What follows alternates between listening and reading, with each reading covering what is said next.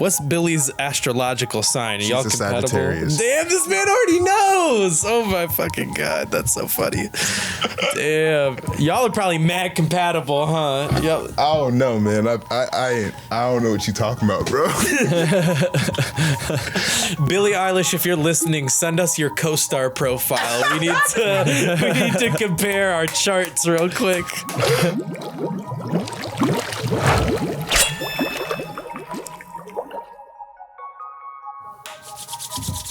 Welcome back, everybody, to another episode of the Soul Serum podcast. I am your walking around Neiman Marcus with a gas mask host, Clay Bonine. I am joined by with my dogs like Caesar Milan, co-host Tanner Mavis. And we are back on the Soul Serum podcast, baby. Episode number 44. This is number 44. Yeah. And it's another interview episode. Before we introduce our guests, I gotta remind everybody, obviously, follow us on Instagram and Twitter. A nice graphic right here. Subscribe to us on YouTube, the main page and the TV page. Go check out all the recent videos that we dropped. Go check out the behind the scenes with Mike Lavi that we dropped a bit ago. Just go run up literally every single video that we have. Go watch and like our shit, bro. Just go watch. I know some of y'all just be listening and don't go hit the like button on the fucking video. Go do it. Go do it. Don't be a dummy. Enough of that, though. Today on the show, we have a very special guest with us. If you've been keeping up with the underground these past few years, then this guy should be very familiar to you. He's an artist who has the ability to make a song that makes you want to punch a wall and then follow it up with an introspective look on life. And word has it that if you drink his piss, you might fuck around and get high. Today on the show, we have Kevin Kazi. Welcome to the show. Can we get a clap from the studio audience? Yeah! That was a hell of a fucking intro. You like that? Thank you. That was crazy. I appreciate that. I appreciate that. I work on that. I work on these things. No, that was like perfectly set up. Like, damn, thank you, I was not bro. expecting that. Well, damn. Welcome to the podcast. Thanks for coming on, bro. Thank you guys for having me. Thank you guys. So you just drove up from Atlanta today, right? When did you all leave? Like 5 o'clock in the morning. That's an early call time. I mean, it didn't feel like anything. Do you guys be traveling a lot? Yeah, we've been traveling a lot recently. Yeah. Like, especially in a car, like just driving up to North Carolina, South Carolina, coming back. Yeah. Just constantly. The drive from here to Atlanta is for real not that bad. Yeah, it's actually like a pretty smooth drive for real. 7 hours. Well, let's start at the beginning before we get into anything music. I know that you grew up in Atlanta, but you said you moved around a lot as a kid. Mm-hmm. Talk to me a little bit about that, like about your early upbringing. Straight up, like my parents weren't the richest people in America, but like they started getting more money like each year because my dad was doing IT, and IT works like this. It's information technology.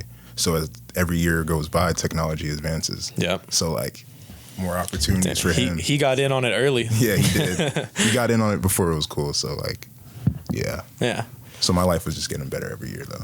So were you moving around like in different parts of Atlanta, or were you moving around like city to city? It was like different parts of, I would say, DeKalb County. Okay. Gotcha. Mm-hmm. It's like the surrounding area. Well, one thing I think that's like, that at least to me, it seems cool about growing up in Atlanta is like you got to organically find out about some artists super early on, like early on to Cardi, early on to Larry League and people like that. Talk about, probably early on to Yachty too. Super. Talk about those early SoundCloud days when you first started listening to that music. I mean, I was really like it honestly, I found that music at the perfect time because it's like when I first started smoking weed. So it's like everything was like hitting 10 times harder. Yeah. So like fucking, I don't even remember who was like the first artist that was probably like, there is this shit.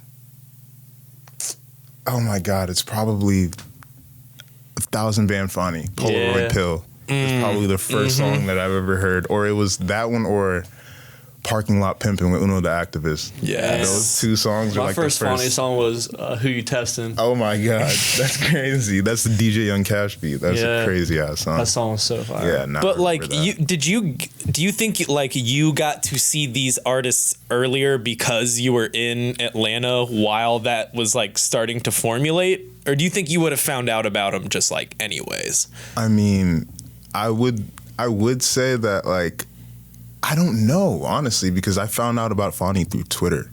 Like, I saw the Rihanna like music video. Like somebody that I followed retweet. Okay, yeah, they're from Atlanta. Okay, that makes sense. Yeah, you're right.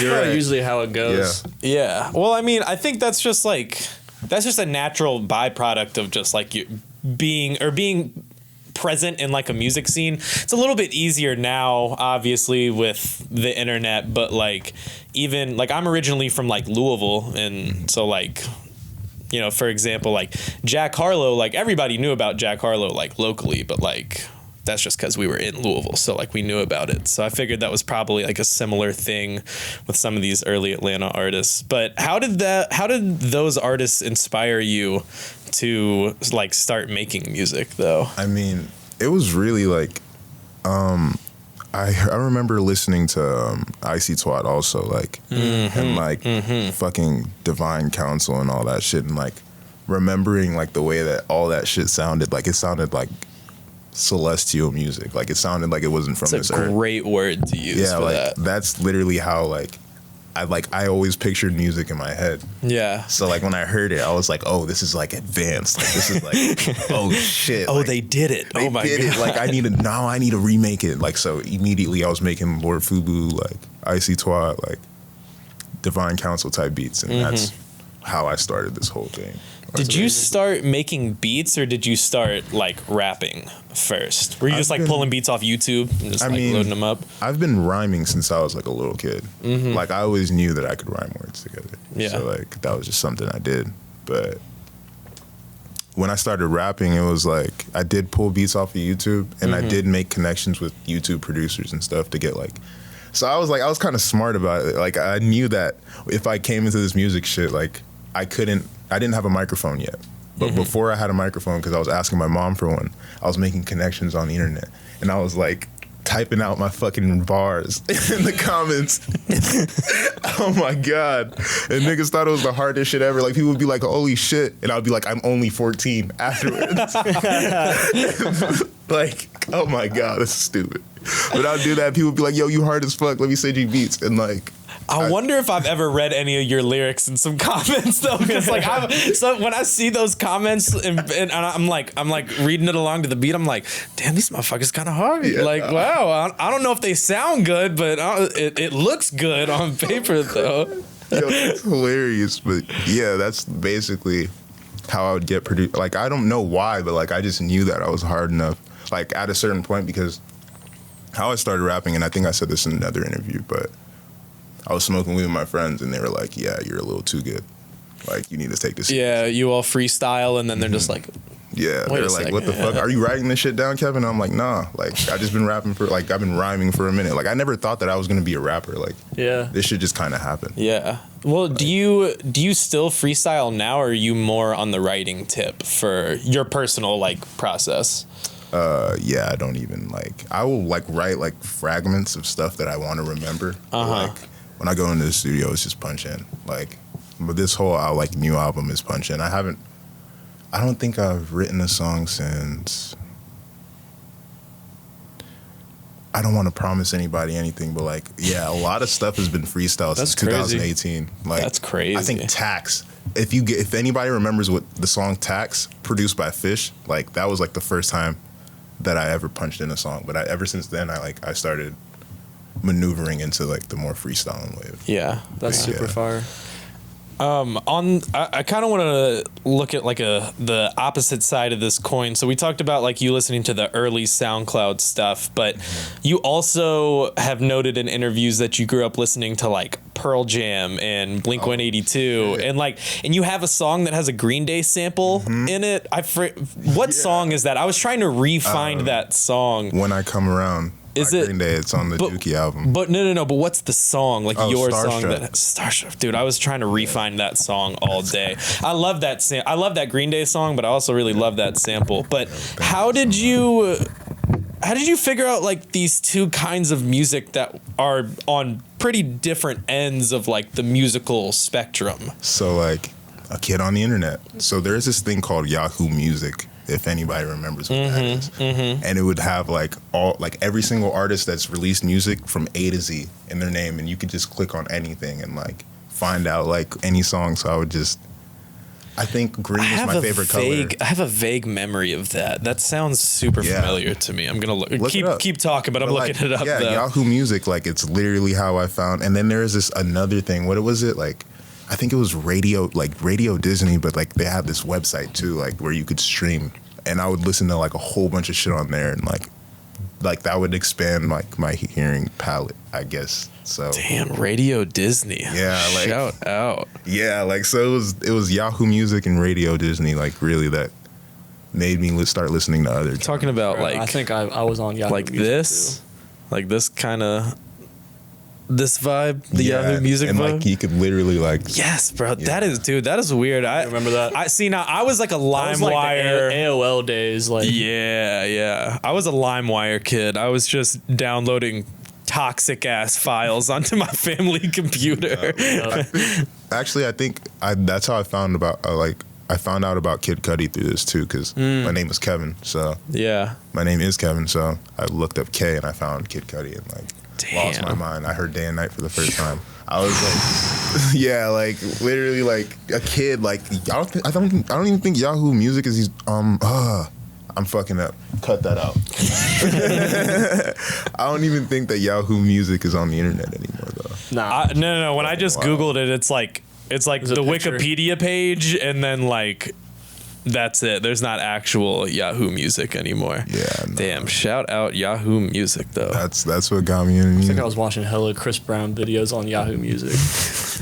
Dude, bro, you love Chris Brown, bro. I did when I was in middle school, bro. So you recently took a little break from social media and music, for that matter, for a bit. Sometime like late last year, and recently you've come back. What happened during that time? Like, was it like a personal thing, or were you like honing in and like working on music? So like it was more of both, really. I got into like a relationship, and I'm the type of person where like if I do something and I need to like change and grow out of this habit, because I'm seeing that it's kind of like sets me back. But when I do something, I put my 100% like all into something, and like that's what I did with the relationship. So like. Yeah, it is what it is. It is what it is. Like I saw it through my boy. I saw it. Gots to see it through, my boy. I saw it through, but it was beautiful. But like, yeah, was it a positive experience though? I mean, bro, all I'm saying is it was the hardest I ever loved, and with the hardest you ever love comes with the hardest you ever hurt. Oof. That was gonna be my next question was if it was still going on, or that sounds like a no though. How does this inspire the music? How does this inspire the so how does this inspire the music? So that whole year that I took a break, I was like making music, like I was singing. I've been learning how to sing basically, and like I've been not writing, but I've been just practicing different things and trying to like find different avenues and like expand my thought process, like not try to be so boxed in with music. Like, so I started listening to more music during this time. So it's not like I was like I wasn't making as much music, but I was listening to way more music than I have. Like I was expanding way more than I ever had. Like I was just, while I was in this relationship, like really what I was doing, since it was in quarantine also, like, man, it was crazy. But since it was in quarantine, like I was just freaking listening to music, like making beats. I got way better at producing out of this. Like it's crazy too. Like it's not just like, so I wasn't focusing on vocals, but I was just getting better at like more of like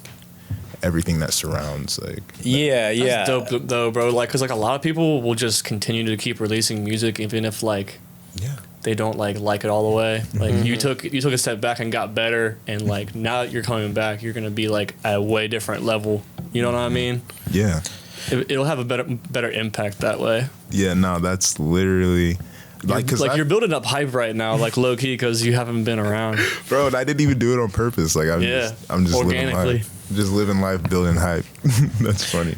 That is cool though. I like that you like took that time to, in a way, not work on music, but also at least like round out your musical kind of skill set and knowledge of it too. So with that being said, from my understanding, we're gonna get an album pretty soon from you, right? What is that gonna sound like? You don't have to give us the whole thing. Don't. I still want it to be a surprise. But like, let us in a little bit though. Like, so what's the album gonna sound like? The album really. Excuse me, but the album really has like, I think, the same producers. So it's like, I hope I don't miss anybody, but Scres, Mochila, they produced the songs that you guys already heard. This Land is produced Zaza, and one song you guys haven't heard. Fish produced almost like the whole second part of the tape. And shout out Fish, by the way. Shinju. I think he's a European producer, and Crave. They produced one song also, and then Joe Dirt played guitar on some beats. Shout out Joe Dirt as well. We've talked about Joe Dirt on here. Yeah, we've talked about Fish and Joe Dirt on this podcast before. Funny enough. So like, I try to give it like. Remember when I was saying like celestial music? But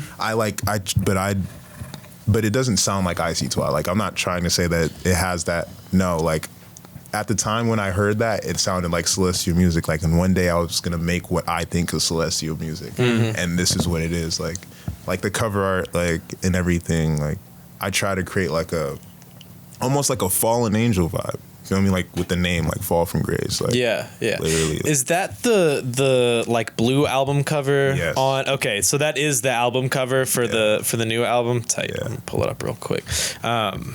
So basically you are like, in a way, reverse engineering that feeling of like that celestial music and kind of making it into your own sort of like taste, your own flavor. Exactly. So it's like, so I'm trying to like, even with the song Kids Don't Cry, like that song is about like just going to heaven basically. Like the place where the birds still sing and the kids don't cry is like just a metaphor for heaven. But like, that's like, I really went for that.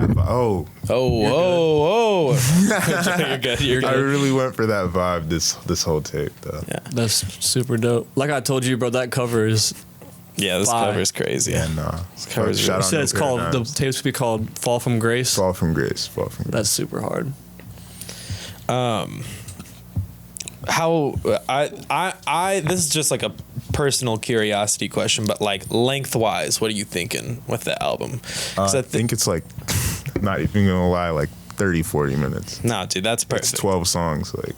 But that is I don't know. I just have this. I'm like a stickler for stuff like that. Like, I kind of hate albums that are over an hour long unless they're like a fucking grand masterpiece. Like people dropping, with the exception of Whole Lotta Red, even though you probably could have taken a couple songs off. But people dropping albums that have 20 or more songs makes me want to fucking like jump off a bridge. Why is that? Like, but like.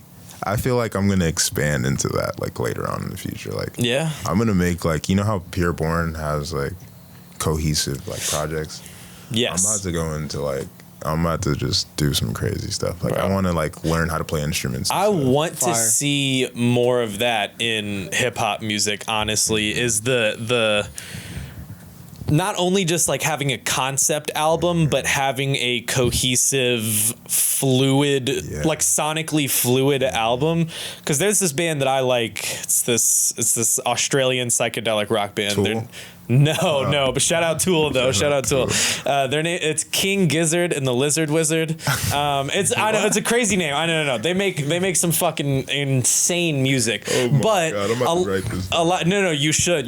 They make some crazy fucking music. But they have a bunch of albums that like you can just press play and it sounds like it doesn't stop, like it just goes all the way through. And Pierre Bourne and Metro Boomin are really the only people I can think of that have done that in hip hop, at least of recently too. And I want to see that happen more in hip hop, because I think it almost gives it for like an outsider looking in, it almost makes it seem a little bit more like official, or like, because I still think people don't consider hip hop to be like, I don't want to say they don't consider it to be music, but hip hop gets discredited as like a genre, I think, still, you know? Most definitely. Anywho, enough about me. One thing I really want to talk about with you is that something that stands out to me a lot in your music is the energy that you bring. And it's not on every song, you know when to make it a little bit more subdued, maybe a little bit more emotional, but when you need to turn up on a verse and bring that energy, I think you do it just about as well as anybody else. Where does that energy come from for you? So like, I can answer this question like 3 different ways. Okay. But like, I could say astrology. I could say ADHD. Wait, what's your sign? I'm a Capricorn. But like, I have a lot of like Sagittarius fire energy floating around. I have a stellium of that. So I'll be out here. Ooh, I want to run the world. Are you into astrology? Like really deeply, yeah. Nice. I like that. My girl has got me into it a little bit more. Sure. I'm like halfway. I used to only know enough about astrology to flirt with women, and then and then I got a girlfriend, and now I'm kind of like, oh yeah, this is kind of cool actually. I kind of like this. No, like, anywho though. So, but like, yeah, I definitely, but like every second of the day, like. For the most part, I feel like I'm about to explode. Like, but sometimes I chill out, and I love that. But like, there's some times like where I have to do something. Like I'm like, oh yeah, mine's going like a mile a minute. Yeah, like pent up energy. Facts for no reason, but like, yeah. So damn, you can really feel it in the music. That makes a lot. It makes a lot of sense. The song that we're gonna shoot tomorrow is like a perfect example of what I'm talking about here, where because when they sent Tanner sent it and I was in my car and I listened to it and I I didn't know, I was just like, oh, okay, we'll see what's going on, and it's just like, whoa, it's just like right out of the gate I was just like, oh fuck, I was not ready for this, but like here we go, I'm fucking strapping in, I'm ready for it now. It's a sick, dude. I really, but like in I love that in music. I love that. But it's interesting to me that you also know how to play the other side of it too, and take the more subdued kind of take on it. How do you figure out when to like switch those modes? So I believe that we all have more than one soul.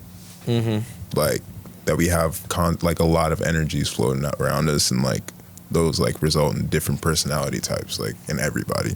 So like sometimes I'll be feeling more this way, and like I just make whatever I feel. Like I don't think like I lie in my music. Like this album is 90%, like 95% everything that happened and everything that I said happened. 5% is probably like some bullshit that I'm manifesting, but like it's not bullshit, it's just manifestation. Right. But like, so just a lot of personal experience. But yeah, like I just feel like it's whatever my mood is, like during the day, like sometimes like I'm very energetic, and sometimes I'm down in the dumps. It just depends on how I feel, like, and it depends on what I've been listening to. Like if I listen to a lot of like fast-paced, like harder music, like I'm gonna want to make that type of music. Yeah. But if I've been listening to a lot of, like chill vibes. Yeah, then I'm gonna make chiller music. You seem like a really spiritual person. You think so? I'm learning this about you very quickly, that you're a super spiritual person. You think so? Yeah, just a little bit. I don't know. You were the most adamant about astrology of all the guests that we've had on the show so far. So they've been hate me for this one. They're gonna be like, Kevin Kazi believes in stars and not in the Lord and Savior Jesus Christ. You got a co-star? Bro, nah, y'all need to fuck with Sanctuary and Time Pass. That shit. This dude really knows. This dude's really on that shit. That's so funny. That shit is some gas right there. How did you become so spiritual though? Is this like a self like kind of realization, or like is your family pretty spiritual? Like, okay, so if you listen to the last interview, I said he asked for one of my influences, and I said Capital Steez. Bro, the Underachievers, Joey Badass, that whole Beast Coast movement used to rap about opening up your chakras, your third eye. So since I was 14 years old, I've been listening to people rap about it, and I've been looking it up, trying to learn how to do it. Yeah. So it's like, yeah. Damn, R.I.P. Capital Steez. I Rest in forgot peace. about that. bro. What a That whole wave was crazy. Too crazy. That shit literally like was the wave before I started rap. Like it was a wave before I started rapping that gave me the motivation to understand what manifestation was. That like anything that I spoke into my music would happen. Like they gave me the utmost. Like I'm like forever. Gave you the blueprint. Yeah. Forever grateful for them, man. Is that like 2012? Like 2012, 2013-ish? Or is that a little bit earlier than that? I'm trying to think. Yeah, It was like right around when like ASAP was. I feel like it's 2012, it's 2012, 2013. Yeah. 2013, 2013, and then I started rapping like 2015. So like That 1999 tape is classic. 1999 That came out in 2012. yeah. Yep. Good I'm call. already knowing. Good call. I'm already knowing. I know every song on that album. Like Survival Tactics definitely was my intro to Joey Badass. 100%. I'm a Was my Martian. shit. And the army is fighting, spawn with a knife and a missile fight. Your intelligence. Man, Joey Badass I think really underrated. Very underrated. And Underrated. I think I even underrate Joey Badass. Nah, honestly, I'm like Full of Joey I'm Badass. I feel like aware. he hasn't released enough. Yeah. partially true. Like project. He somehow gets lost in the like Kendrick, Yeah. J. Cole. He's at a lower tier. Yeah, he's And, like in that group, but people don't like put him in that group. I saw him at Rolling Loud. He's a great performer. He was the first show I ever went to. He's a great performer. My homie Chris Edlin, shout out Chris if you're listening, had Before the Money in his fucking Christ conscious. his like my 19 God. his like 1990 fucking whatever That song was Volvo. crazy. He had 3 CDs in there. He had The Chronic, 2001 by Dr. Dre, Before the Money by Joey Badass, and My Beautiful Dark Twisted Fantasy by Kanye. And like that's all you need. Like those 3 albums. Oh my I was like, Chris, you have a really good choice in your 3 CDs 3 right amazing there. albums. That's fucking wild. Yeah, nah. And I don't get to have this conversation with many people because, like, although I meet people that did go through the boom bap conscious phase, there's people that haven't, and it's just like, damn, like y'all niggas was missing out. Like I was losing my. But honestly, I'm happy for the people that didn't go through that because I lost my mind through it. I'm joking, I didn't. No, I think like when I was like around that time, because I think you're a little younger than me. How old are you? I'm 20. You're 20. Okay, I'm 23, and like around that time is like when I'm like. It's like right after I get introduced to like Flocka and Gucci, and I'm just like, yeah, Atlanta trap music is the best thing on planet Earth, and I will not listen to anything else. Like it was like that and Lil B for me. Like that was like, if you met Clay on the fucking school bus going to freshman year fucking high school, it's like Flockavelli and Lil B the Blue Flame. It's like all I'm listening to. So I kind of missed out on it a little bit. Like I was late on Good Kid, Mad City. Wow. I was late on Wow. that because okay, so like I hear swimming pools, right? Like I hear like the radio hits, and I'm just like, okay, new guy, Kendrick Lamar, like whatever. And then really what it was like To Pimp a Butterfly came out, and I listened to that, and I was like, what the fuck is happening? I have to go back and listen to everything Kendrick Lamar has ever done. That album, man, To Pimp a Butterfly, like instrumentally just by itself, insane, if you take the vocals out from it, that album is like probably one of the best jazz albums to come Literally, out. that's like what, it's crazy, right? It's fucking crazy. It's not even a rap album, bro. Like that is a whole I know. jazz album. I recently re-listened to it, like maybe a couple months ago, because I was just like, it's been a long time since I've listened to it, and it's really at certain points like not I don't want to say it's not hip hop, but you know what I'm saying though. Like it feels very jazzy. It feels very bluesy at some points. Like, so yeah, I kind of missed the conscious phase. Yeah, also as a J. Cole hater, but I've kind of come around on that though. I don't speak by public opinion on J. Cole or whatever his name is. Fair point. Attention listeners across the galaxy, all the way from Australia to Houston. Do we have a pube problem? If so, our friends at Manscaped have cleared you for takeoff. Kick your pubes into the next planet with the Performance Package and the Lawnmower 4.0, just like the other 2 million men worldwide that trust Manscaped for all their below-the-belt grooming. If you are looking for an out-of-this-world experience, then look no further than the Performance Package 4.0 from Manscaped. It has just launched off not only in the USA, but Canada, the UK, across Europe, Australia, South Africa, and Singapore. And I know that we have at least one listener in Australia. I see you popping up on the demographics, my friend. Inside the Performance Package 4.0, you will find the new and improved Lawnmower 4.0, the Weed Whacker ear and nose hair trimmer, the Crop Preserver ball deodorant, the Crop Reviver toner, a pair of boxer briefs that I'm wearing right now, and a travel bag to hold your whole solar system. The Lawnmower 4.0 has a 400K LED spotlight you can turn on and off when needed for a more precise shave throughout your travels across the universe. It also includes a cutting-edge ceramic blade to reduce grooming accidents thanks to the advanced skin-safe technology. After you get done using the Lawnmower 4.0, don't forget to wrap it all up with the Crop Preserver ball deodorant and the Crop Reviver to help your planets be on their A game when you're feeling the sun's heat. If you want to help out the podcast and help yourself out, you can get 20% off on any product and free worldwide shipping if you use our code SoulSerumPod. That's right, you heard me. Go to manscaped.com. Get yourself 20% off. Get some free worldwide shipping by using our code SoulSerumPod. For a clean trinity and beyond, your space balls will thank you. Go to manscaped.com. Use our code. Now back to the podcast. A little bit off, a little bit off topic here. How does it feel to be so early on the now superstar Billie Eilish?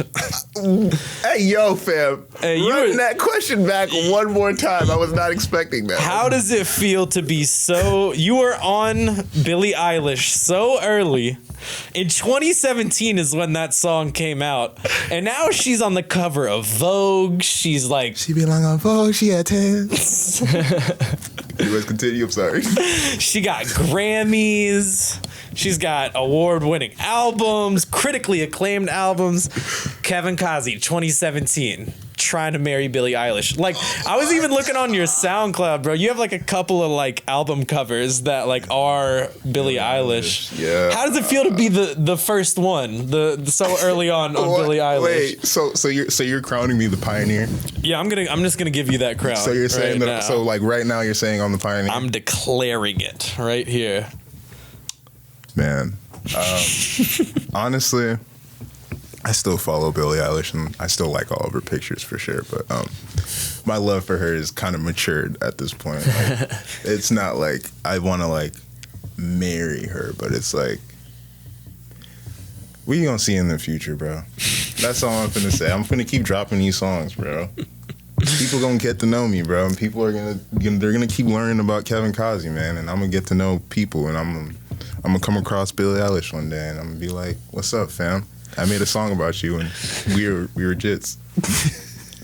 That'd be a good entry point, honestly. Just say, I made a song about you, and just let her hear it, bro. No, she already did. Oh, she did? She heard the song? Oh, y'all don't know. Oh, I didn't know that. No. Y'all don't know that she like retweeted it and like posted some shit. No. Dead ass? Yeah, like I'm so serious. Like this is not even a joke. Like I lost my bro. This shit boosted my career. Like I am forever thankful for Billie Eilish. Like for the rest of my life. Like Holy shit. That's crazy. I did not know that. I know. Yeah. I knew about the Adam 22 stuff, but I don't. It's Bro, not. This is not the all that time shit nor the happened- place. No, bro, all that shit happened around the same time. Like Billie Eilish freaking retweeted the song, and then like the Adam shit happened. Like What happened with Adam? honestly, it's patched over. Like I hate talking about. Yeah, this. yeah. I'm gonna tell you afterwards. Yeah, that's fine. Yeah. We could talk about it don't have to talk afterwards. about it right I now. was looking at it. It's. Now you pique my curiosity. I just looked up on Twitter Billie Eilish and Kevin Kazi. I'm looking at the vibes right now. Yeah, bro. Well, so from on a scale from 0 to 100, what's the chances of you still marrying her? You think? I can't really like put like a number on that because only God knows what's gonna happen in the future, my nigga. Facts. Like, you feel me? You're right. What's Billie's astrological sign? Are y'all a compatible? Sagittarius. Damn, this man already knows. Oh my fucking God, that's so funny. Damn, y'all are probably mad compatible, huh? Y'all. I don't know, man. I don't know what you talking about, bro. Billie Eilish, if you're listening, send us your co-star profile. We need to compare our charts real quick. Oh my God. Damn, if Billie Eilish is listening to this podcast, that'd be fire. Come on the podcast, Billie. We appreciate it. Shout out to Billie Eilish. Oh my God.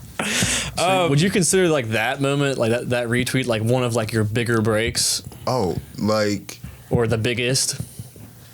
So that was gonna be one of my questions. Is like, when was like the first time when you were making music and putting it out on SoundCloud? Like, what was like a breakthrough point? that moment That right was- there. Like that moment right there. How many SoundCloud followers did you have before that? Bro, I don't even remember. Don't remember. But like, I had a lot more after that shit happened. Yeah. And then the shit just kept rolling on. Like, it was wild, bro. Like, thank you, Billy. Like, that's so fucking wild. I'm so grateful for it now. Like, before, and I'm going to say this too. Yeah. When I was growing up and this shit was happening, people would DM me and they would like only ask me questions about Billie Eilish. And I'm like, bro, I don't even know Billie Eilish. And it turned into like where I almost like I kind of resented Billie. Like I was like, yeah, I was really like, damn, like you retweeted this song and like everybody fucking loves it, but like there's hella people that hate it. And there's hella people that are weird about it. Like Billie Eilish stands in your Yeah, DMs, like- just like, why would you say that? Yeah, and would you then say that there's about like, Billie? and then there's Billie Eilish stands in my DMs like, do you know Billie? Could you tell Billie this? Yeah. Oh my Like, God. Yeah. She's like actually transcended into like that like pop superstar she is. She's like tier, I guess now. bro, Like she's low key on like the Taylor Swift like fandom vibes right now. I experienced that on a very low level with like Jack K's stuff. Like Jack K's fans will be in our DMs, be like, "Yo, will you tell Jack this?" Like, can you get, like some people like giving me their phone numbers, be like, "Yo, can you tell Jack to text me?" It's just like what do you expect me to do? Like, Text you about what? about what? Like, what are y'all talking about? What are you and Jack gonna talk about? You gonna discuss guitar chords? Yeah. Shout out to Jack. by the way. Fans, you gotta be appreciative of the fans, but the super fans are different. Yeah. It's also super young kids who That's what it was. who Yeah. don't understand yet. Because I also was one of those kids. Just don't get like proper like social media, like social cues and like Yeah. the proper way to interact with people. You don't realize that DM you send is like one of the 300 that just got sent in the last like 2 hours, like type shit. Like that might be an extreme scale, but you know what I'm Maybe saying. not for that retweet. You probably had hella people in your DMs. Bro, I had niggas that like stop fucking with me, start fucking with me again over that shit. It was wild, bro. I didn't see the world change after that shit. Damn. Like Billie, and you know what's crazy? Billie probably just did it, not thinking about it. Yeah. But like, Yeah, she was probably just like, oh, that's kind of cool. Oh, that look, shit changed my life forever. Like, that's wild. That's crazy. That'll be a dope story to tell her. We are manifesting the Billie Eilish Kevin Kazi connection right Yes, we now are. on this We need podcast. we need a song. Are manifesting We need a right song. now. oh my god, y'all are hilarious, bro. Phineas, get at me, bro. Yo, you're wildin', man. Well, let's change gears a little bit here. Let's change gears. For sure. Tell me what a live Kevin Kazi performance is like, because I have this inclination that it's probably pretty wild. You probably go kind of crazy on stage. I mean, damn. Most of the times when I perform on stage, it's kind of out of body. Like, I don't remember, like, really, like, in full detail what happened, but I remember the feeling, especially if the crowd was responsive. I remember the feeling of that. Like, but I guess it's just a tall nigga with hella energy yelling at you. Hey, that shit be making the crowd shake, man. Yeah. I swear to God. I swear to God. Have you? Yeah, like, I went to the Kevin Kazi concert last night. How was it? I don't know. Dude was super tall. Like, that's what people, they're like, I don't know. The music was good, but like, dude was super tall, though. It was crazy. No, but I guess it just expect to have fun. Like, I hate like stiff crowds. Yeah. I love going to shows. I love being in the crowd. That's Yeah. the type of person I am. Like, I want to mosh pit. Like, I want to jump around. Yeah. Like, I want to run around and I want to have fun. Because, like, music is the only thing that makes me feel like this. That's and music is, like, concerts in those situations are like the only times that you can experience that feeling. That's what Yeah. it is, bro. that feeling, you know. Bro, I don't even remember it, but I remember how it feels, bro. Like, that's really what it is. That's such a weird thing, like performing or even like honestly like speaking to like a room of people, like you like low key black out and like you don't really know what happened. Everybody says it's good and you're like, all right, thanks, I guess. But like you have that feeling though. You feel that way. know. You feel that way as a fan too at like one of your favorite artist shows. Like that you're just looking so forward to it, and you get there and you're just so in like the zone. Yeah, honestly, that the Cardi concert in Columbus that we've referenced it on the show before, but me and you were both there when we didn't know each other, which is really funny. But it was dope because it was the rowdiest crowd I've ever been at a concert. Period. And it's like not even close. It was insane. But for the last like. I thought I was about to die for a second, like with the oxygen. I was just like, oh, those my are the best God. shows, bro. And for the last two songs, I like left, but I went up to the balcony in the venue and I got to look down on the crowd, just like waving like that. So not only did I get to like have the experience in the crowd, but I got to almost like remove myself from the situation and be like, damn, that's what was happening. Like, and it kind of helped me like not do that like blackout thing, you know. I got to like actually visualize and like see what was happening from like above. Do you ever just like rewatch videos of your concerts to try and figure it out? I don't. Have you ever rewatched your footage? I have. Like, why do I keep doing that? I gotta stop talking with my hands or like use my hands as over here. Like, You're good, bro. Here. But like, I have. But like, I don't like revisiting like memories. I like making new ones. Yeah, Feel that. I be getting like kind of antsy when I can't make new memories.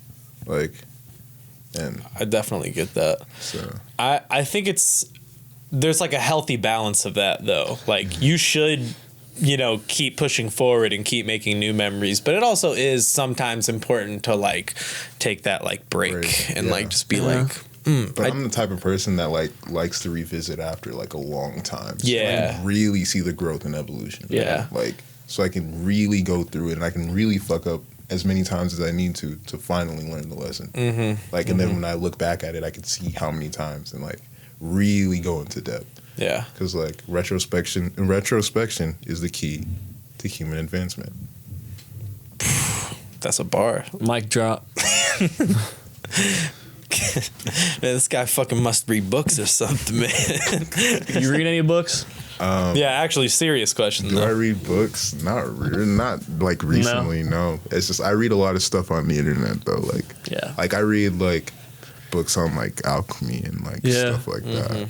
But like just shit like that. The But, Alchemist. I read that book. You like herbs and tinctures and stuff like that. Oh, now if we talking about THC tincture, I love it. I love it. No, but Isn't that what alchemy is? Isn't alchemy like chemicals and like it's- stuff like that? Yeah, it's I think.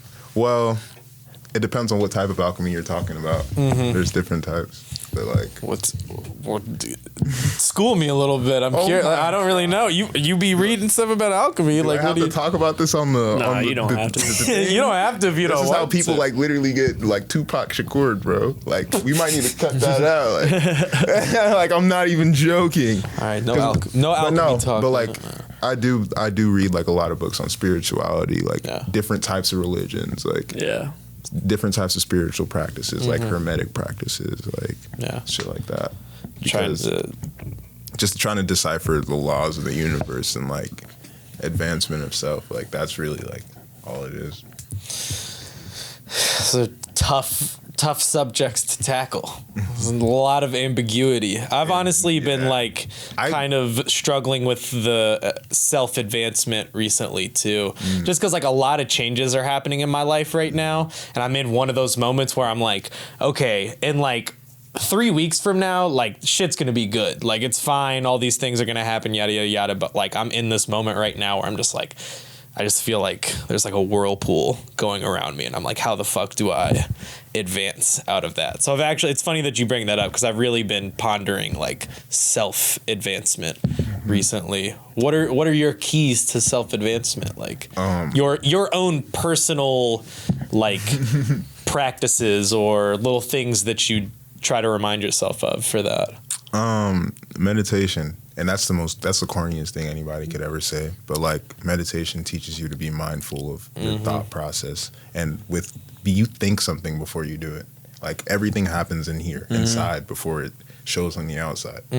So like when you learn every single vein, like every single like connecting point, and you can differentiate every single thought, that's when like you really like master control of yourself. And you can only do that through meditation. Because you feel that 100%. Yeah. I feel like honestly, I don't really do any like official meditation, but like I will definitely go out in my backyard and just like sit and just like and just like try to like turn everything off for a second. Yeah, literally like sometimes if I'll be like editing a video for a long time and like I'm in one of those moods where like just like little things start to bother me, I'm like, why the fuck are people opening doors in this fucking house? I fucking hate it. I'm like, what the fuck's going on? I'm just like, bro, you just like gotta go outside and like feel air for a second and just like chill out. Literally, the fucking sun rays bring you back to life. Well, we've gone over quite a bit of stuff here today. Is there anything that we haven't talked about that you want to touch on before we wrap up and get out of here? I just want everybody to know that it's okay to be yourself. This interview might not make sense to a lot of you. You guys might look at me differently after this interview. I was extremely nervous throughout the whole thing, but I tried to be myself throughout the whole shit. That's all we asked for. You did a good job, bro. Like the whole thing. All we ask you to do is be yourself, Kevin. And that's all I want people to do, is just to be themselves, to love themselves. It is. That's all, that's it. That's the key to life. Just Y'all love heard yourself. the man. Y'all heard the man. Be yourselves. The more you know. Dun, dun, dun, dun. Yeah, that's all I gotta say. Like, the more in touch you are with your inner self, the better you're gonna be for the world. Beautiful. That is a beautiful note to end it on. I want to remind everybody. Well, first of all, thank you everybody for listening. Where can they follow you on social media? KVIN KAZI Kevin Kazi everywhere. It's the same thing. Like even on SoundCloud. There you go. Not a lot of people. I gotta imagine that was never taken as a username for you ever. Look, shout out to my homie Denzel. He done pulled some strings with his intelligence, and he done got me what I needed to get. You feel me? Fire. Yeah. Fire. I want to remind everybody, as always, to follow us on Instagram and Twitter at Soul Serum. Subscribe to the YouTube channel, the main page, the TV page. Motherfucking join the Discord, join the Patreon. You could have got all these previous videos early if you had joined the Patreon. Now you look like a goofy because you don't have them early. Follow us on TikTok. Motherfucking just click all the links in the bio. And as always, I am your host, Clay Bonine. I'm your co-host, T Mavis. And I am 6'9" black guy, Kevin Kazi. Deuces, everybody. We'll see y'all next week.